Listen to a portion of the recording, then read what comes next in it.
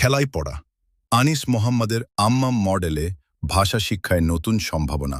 Digital আসক্তি থেকে দূরে রেখে আনন্দময় শিক্ষার অভিজ্ঞতা বলছেন অংশগ্রহণকারীরা।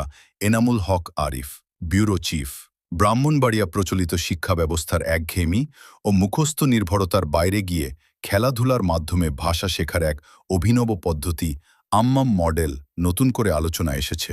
শিক্ষাবিদ আনিস মোহাম্মদের উদ্ভাবিত এই পদ্ধতির মূল দর্শন খেলাই পড়া, যেখানে শেখা আর খেলা একাকার হয়ে যায়। সম্প্রতি আয়োজিত এক কর্মশালায় এই মডেলের বাস্তব প্রয়োগ দেখা গেছে, যেখানে অংশগ্রহণকারীরা খেলতে খেলতেই ভাষা শেখার সুযোগ পান।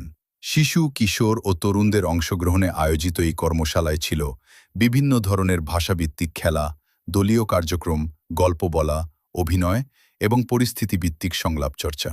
আয়োজকদের দাবি, এই পদ্ধতিতে শিক্ষার্থীরা কোনো চাপ ছাড়াই স্বতঃস্ফূর্তভাবে নতুন শব্দ, বাক্য গঠন এবং ভাষার ব্যবহারিক দক্ষতা অর্জন করতে সক্ষম হয়। ফলে শেখার প্রতি ভয় বা অনাগ্রহ কমে গিয়ে তৈরি হয় আগ্রহ ও আনন্দ। কর্মশালায় অংশ নেওয়া এক শিক্ষার্থী বলেন, আমরা বুঝতেই পারিনি কখন শিখে ফেলেছি। খেলতে খেলতেই নতুন অনেক শব্দ ও বাক্য ব্যবহার করতে পেরেছি। এটা আমাদের জন্য একদম নতুন অভিজ্ঞতা। আরেকজন অংশগ্রহণকারী জানান, এখানে এসে সবচেয়ে ভালো লেগেছে যে মোবাইল ফোন ব্যবহার করতে হয়নি। আমরা বন্ধুদের সঙ্গে মিশেছি, কথা বলেছি, খেলেছি, এতে অনেক ভালো লেগেছে। বর্তমান সময়ে মোবাইল ফোন, সামাজিক যোগাযোগ মাধ্যম ও অনলাইন গেমে অতিরিক্ত নির্ভরতা শিশু কিশোরদের জন্য উদ্বেগের কারণ হয়ে দাঁড়িয়েছে।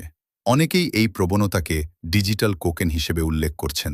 বিশেষজ্ঞদের মতে, দীর্ঘ সময় স্ক্রিনে ডুবে থাকার ফলে শিশুদের মনোযোগ কমে যাচ্ছে, সামাজিক যোগাযোগ দক্ষতা ক্ষতিগ্রস্ত হচ্ছে এবং মানসিক চাপ বাড়ছে।